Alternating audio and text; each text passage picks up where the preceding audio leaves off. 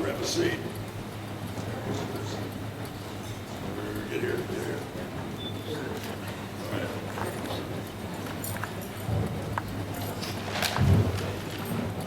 We're coming back to Wild the White Stallion, and I don't think I've ever heard you guys answer this or asked it.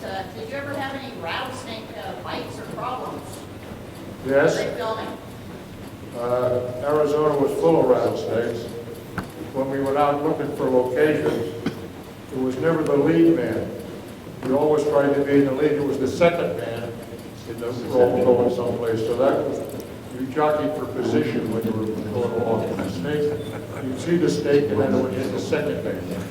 But we actually had what was called a greensman who handled all the brush and stuff throughout the show. And he was excellent at throwing an axe. He could take a long handle axe and from 10 feet away, he put it to 4x4 post.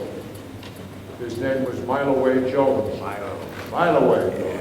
Actually, Henry Hathaway gave him that name because every time you wanted him, he was a mile away. So anyways, I'd call him or whoever was in the lead, call him, and he would come up, and if he saw a snake, he'd take his axe out, whack. And when we were coming back to the Chaparral set, we've been away for it a few days, it wasn't as big as open it is now, but there was a shed in the back where we kept equipment and stuff. I would always send him in there to clean it out and clean anything around the set before we came in and started working there, because he was excellent at cleaning out snakes, also brush. There was a time in Sabino Canyon we were working, it's a state park. And you're not allowed to cut anything. That's the rule. So I'm over by the camera doing some things, and I hear the boom, boom, boom. I said, oh my God, Milo Away's cutting some brush. So by that time, the ranger also heard him, and he ran over to Mile Away. He said, what the hell are you doing? You can't cut brush. He said, I'm just thinning it out so the little stuff will grow. The ranger bought it, and we went on. That's the snake story. Anybody else? Yes, go ahead. Susan, yes, we're wondering how your father scored the series. Did he have a film in front of him and he wrote music for you sing, or how did that work? Some of the folks, am I on? Some of the folks in the back have asked them to repeat the question so everybody can hear. And so the question is for Susan. How did your father score the High Chaparral? Did he have scenes in front of him, or what was the process?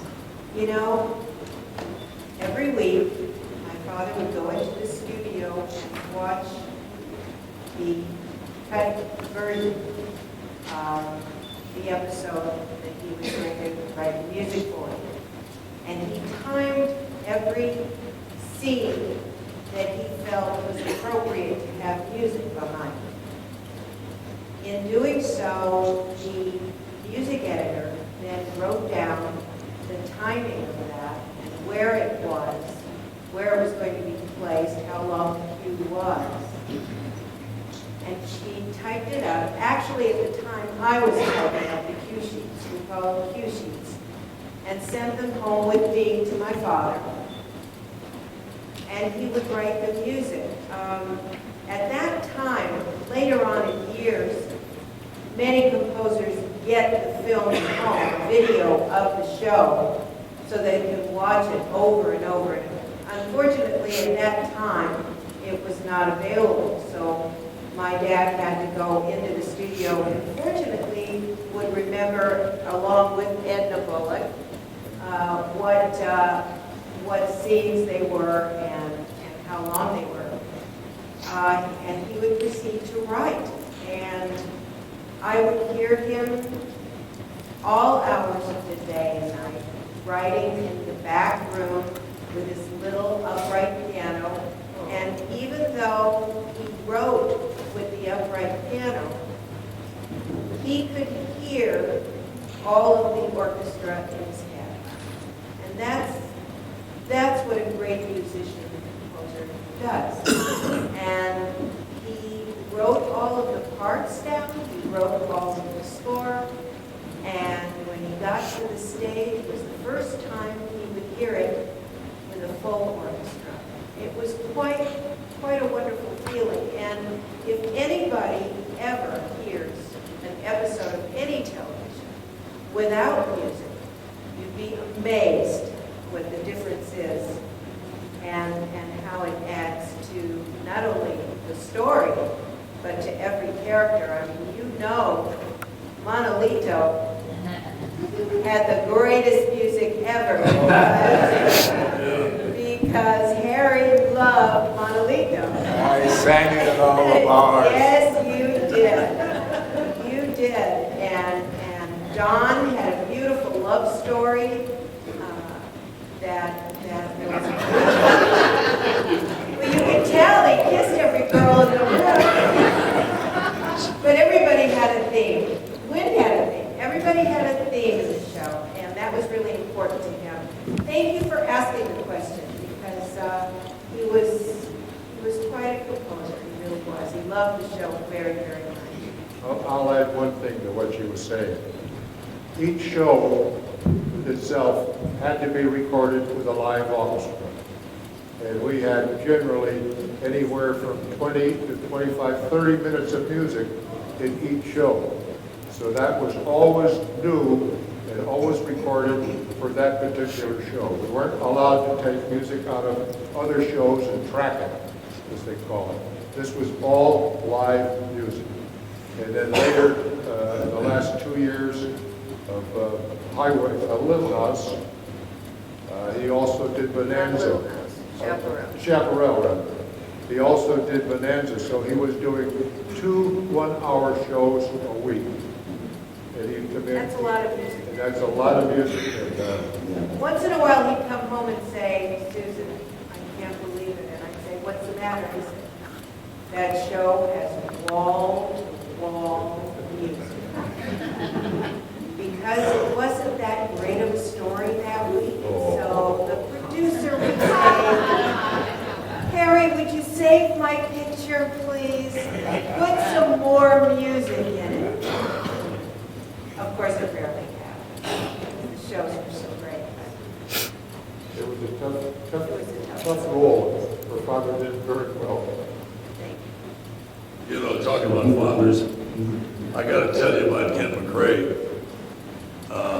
In those days, when we were young, Ken was like a father to all of us. He was our big daddy. He gave us the money. He made sure we were out of our diapers, ready to work. And he lined up everything.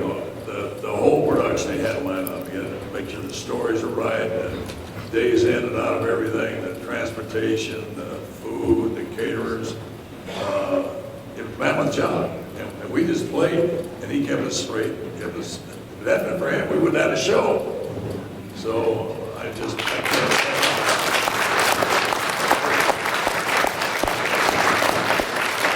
Part of it was I would get extra dialogue. Cam would say, my guy would never say that. And I'd say, well, I'll take that one. Life Erickson would say, I'd never say that. And I'd say, well, I'll take that line. Little did I know that they would walk to the stretch out and get inside and be driven home about an hour and a half earlier than I was, because I had taken their lines. And in the second season, I distinctly remember the second or third show, I said, I don't think I say that. I got home early for a change. And so Rudy took your line. Yeah. pass it on to him. Yeah, all that. Working with Ken was, it was such a schooling, such a treat. It just reeked of such professionalism. They do all the tricks. Yeah, you do all the tricks, you kept everything under control. And this is a group of, I don't know, what, 70, 80 people? We rented 120 hotel rooms. Holy cow. So when we moved into a spot, kind of took it over. Just to back it up, following through on one of Don's stories earlier, we had a director, Bill Whitney, who was working, and we were then staying at the Desert Inn and another motel across the street here in Tucson. And Bill Whitney, who had been around and done a lot of big movies, and came to me and says, my bathroom's backed up, it won't work. So I got on the phone and called the hotel, talked to the manager, and I said what the problem was. Well, next morning, Bill Whitney came out again, he said, my bathroom still doesn't work. Well, that irritated me some, so I got in a car and I drove into the manager to figure out. And I said, this is not acceptable. And she says, well, you know, I can't call a plumber in on the weekend, it costs too much. True. And I said, well, you better call her in or otherwise I'm moving out. And she says, no, you wouldn't do that, I've got too many rooms.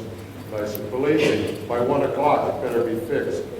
So I stuck around and it was 1 o'clock, it hadn't been fixed. So I moved the whole company out on Sunday, we went to a new hotel. That's a true fact, and everybody was very happy. Is that hotel still in business? It's not, it was called the Hilton Hotel. It was on Oracle Boulevard, here Right next to the Tucson House. next to the Tucson House, which was a furnished apartment. And so I rented apartments for all the cast so they could have a nice furnished one-room apartment.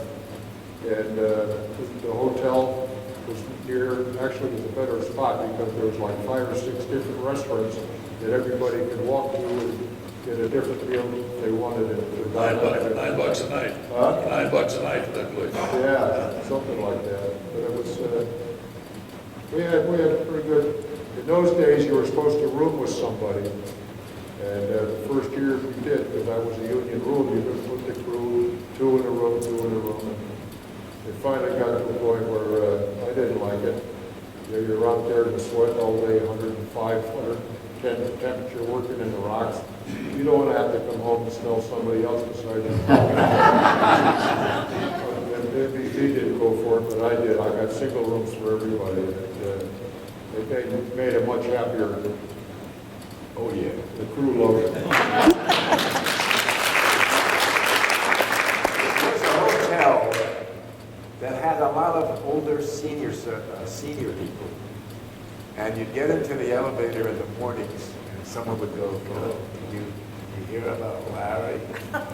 You just go, what? And this went on all year. And I recall a pool incident where there was a guy with a patient, and there's a little ramp and a handle, and the guy was, I'm going to say, water in a wheelchair. And for the moment, somebody from one of the balconies talked to this guy, and he let go of the wheelchair. He looked up, and the guy said, no. The guy in the wheelchair just backed into the water.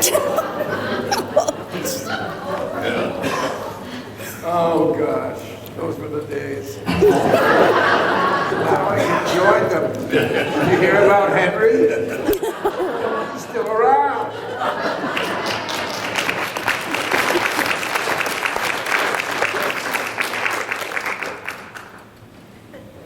Yes, ma'am. Okay, we're all here because we're all so in awe of all of you, and the storylines have been so incredible, so universal, so timely to what's happening in today's world. So my question to you is, do you think there could be, with all the information that Penny had said as far as the huge family High Chaparral has generated, any potential for a grassroots movement to get another High Chaparral on the air, the next generation? Perhaps Rudy, you could be Wynn, who, has this whole, connection, and I don't know. How about me and Henry? Yeah.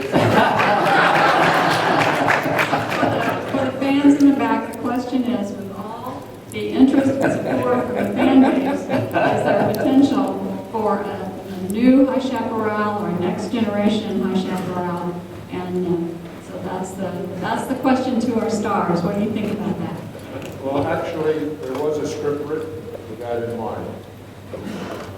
This guitarist, who was one of our Oh, yeah. editors, wrote a script, took it to David, David liked it. It moved the time frame up about 30 years. Don was going to be in it, Henry was going to be head of the ranch house. Who got him in it? What? Who got him in it? I forget. But anyways, Henry,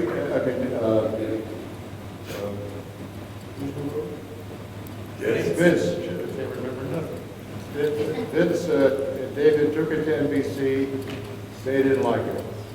They didn't want it. They didn't want to do a Western because of the cost. And you have to admit, when we did shows, the people that ran the network were also showmen. They come up through the ranks of, there's a lot of other comics in, vaudeville, theater, but they were showmen. In the last 30 years, they're not showmen. They're accountants and lawyers that don't know their ass from a hot rock. I don't mean to be rude, but you deal with them, and they don't know anything. So for them to do a Western, they couldn't understand that.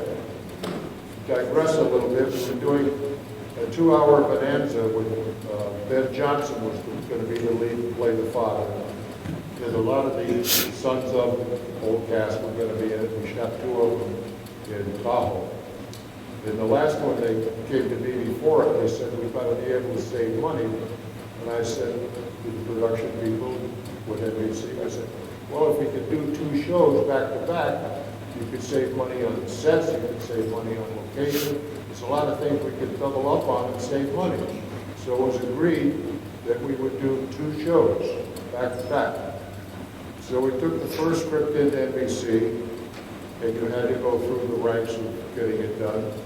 And we went in with an outline first. Denny Pettigrew actually wrote the script, which we also wrote with Tyler Chaparral.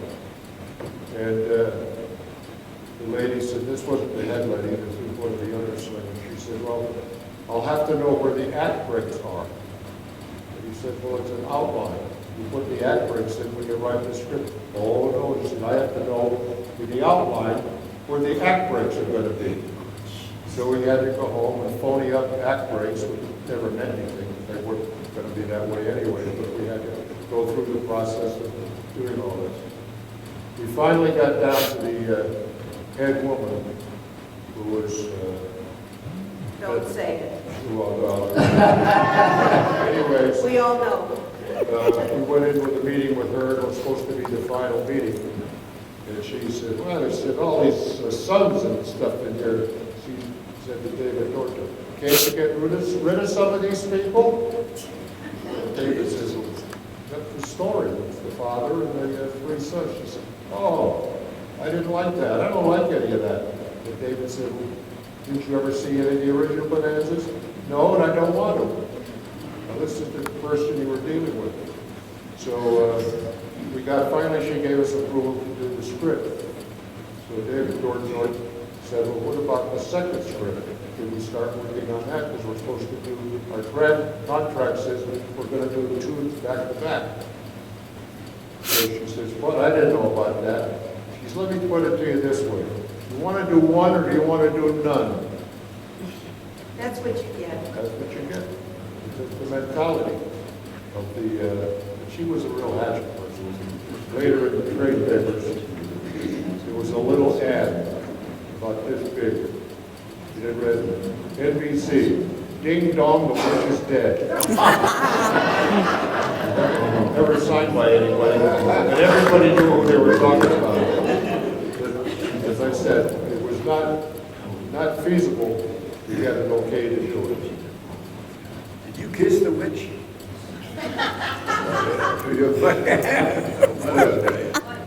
No wonder you're still alive. Could there just be, you're the descendants of the original people that were on the chaperone, and now you're in present day? Well, that particular script that I said was like 30 years later. Don was running the ranch, Henry was running the ranch. I forget who got lived in it.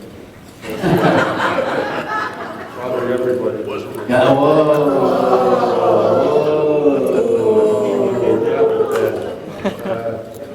it Must be was, the scooter that you know, we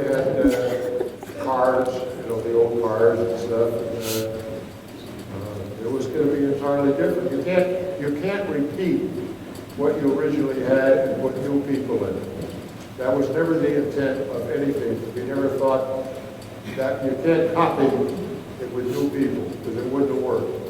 Because everybody loved the cast that we had, and to say, okay, he's out and someone else is going to be Monolito, it would never have worked, because it just wouldn't. And that was never the intent. It was to take it 30 years later, still having the ranch and the whole thing. The ranch house that exists at Old Tucson, which some of you see, but people can go there tomorrow, that ranch house, of all the westerns that were done in the 50s and 60s, this is the only homestead that still exists. All the rest of them have been torn down or had fires or whatever, but this is the only original homestead that exists today. Could we do Little House Comes to the High Chaparral? No, jeez. Oh, Stan. Please no. This is our friend Stan Ivar, who is an actor and a friend of ours. He was kind enough to drive me over here because I couldn't drive at the moment. But he's been a good friend for a long time. And he did do Little House for 2 years. And he's a good actor.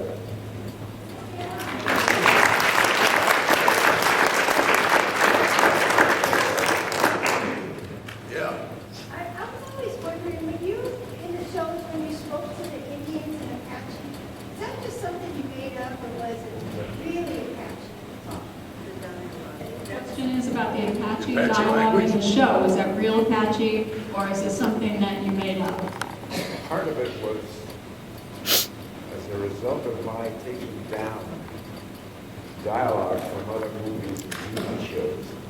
But I got a Boy Scout book on Indian Sign Language. And so for a while, I was the only actor who communicated with Apaches using the sign language and then making up a few phrases here or there, which, by the way, I tried on Star Trek. So they said, can you do something here? And I said, yeah, listo, con pinto cano. And someone wrote in, pinto cano? You used to say that on the high school. So I got caught cheating. Yes. I just want to say I'm glad to be here, and I love the House Chaparral. Me and my husband watch it every day on INSV.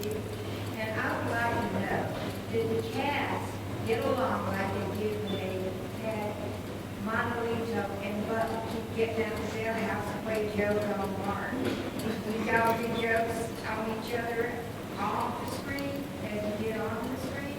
Yes, we would watch dailies after we shot one day, and the next day we'd go in and see the dailies. And we would see what Cam would do to us. We'd say, hey, boy, we really had fun. And he'd put his arm around each of us and then give us a squeeze. And at this point, you're going, hey, and we're out of the scene. It was just Cam. And it was like, oh, okay. Or working with Cam in the scene where we're both in jail, looking through the bars.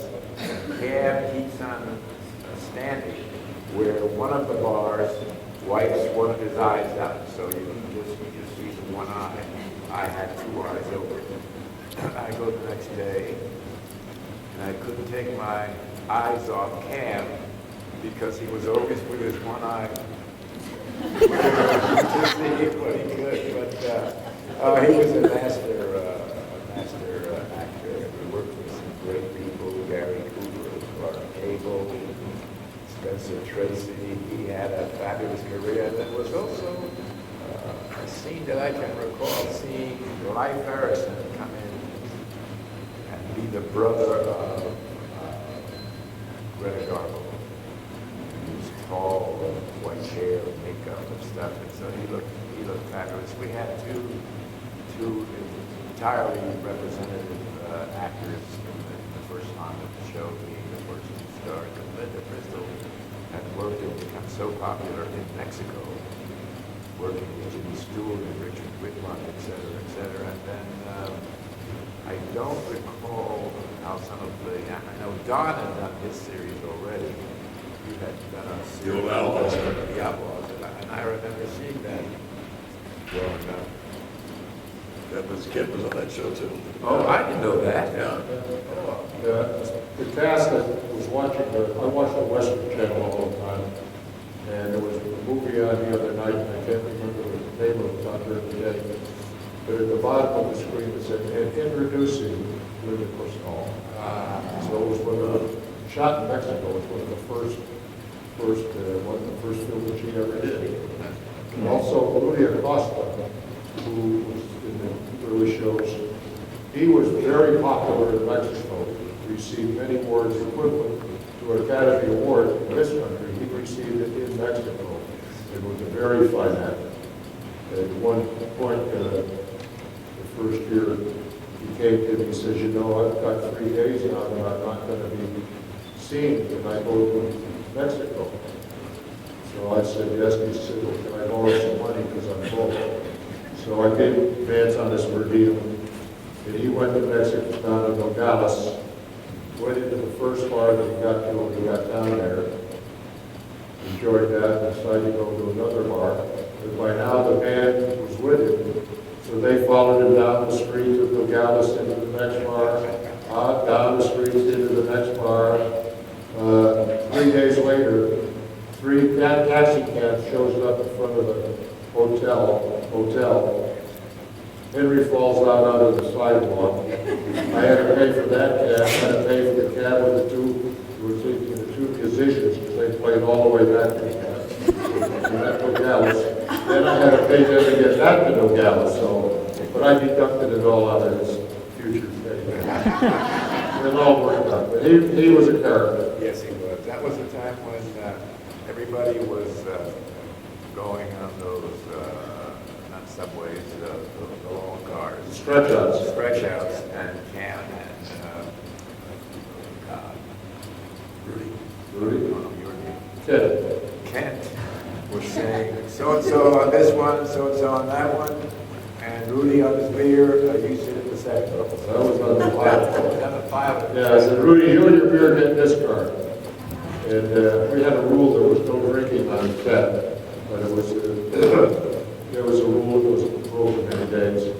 But also, I said, no drinking on the set, but at the end of the day, when we say wrap, I had one guy that opened up some jockey boxes on one of the trucks, and there's what was all the booze and stuff, and we all stood around and had a drink at the end of the day. But beer was kind of nice. Actually, that same day that I told Rudy and his beer to get the stretch out, along about 3 o'clock in the afternoon, I went and knocked on his dressing room. I said, "We're early. We got any beer left on for I'm dying of thirst." We went in the dressing room and shared beer. There used to be French doors, half a door, French doors or Dutch doors, and on occasion, when it was time for us to go to location, we would knock on Rudy, and the door would open, and Rudy would be standing like I'm here, and then they'd be talking to Rudy, and then you'd hear, he'd be opening his beer, and he'd turn, he'd look, and then you'd think it was there was always a joke about aiming a rifle or doing something, and then all of a sudden, finished drinking his drink. He was a fine actor. He really was. He was good. We had no problem with, I did anyway, with anybody in the cast. They always showed up on time. We played hard and we worked hard. And at night we did celebrate and have a few drinks. I actually had my own stool in the bar room at the bar. With a brass plaque that had my name on it. And I'd walk in and tell somebody, "Get out of that stool, it's mine." But, as I said, during the day, we worked hard. It was, when you consider 5 o'clock in the morning, you come out of the hotel room, and it's 106. And now you get working in the rocks and all the brush, it's 120. We fed everybody salt pills, and by the ton to help them. Also was a rule that the medic had a big bucket, and it had ice in it, water, and I think it was called witch hazel at the time. And they poured that in there, and we had it soaked in rags in there so that you could put them around your have to keep cool or wipe your head off because it was hot. I never wore a hat. I never put on sunscreen. And the reason I'm wearing a hat today is I got problems that I've got to get fixed because of the sun is just giving me cancer in the head. But, as I said, we all had a good time. It was a fun show. We were all happy. I always marveled at political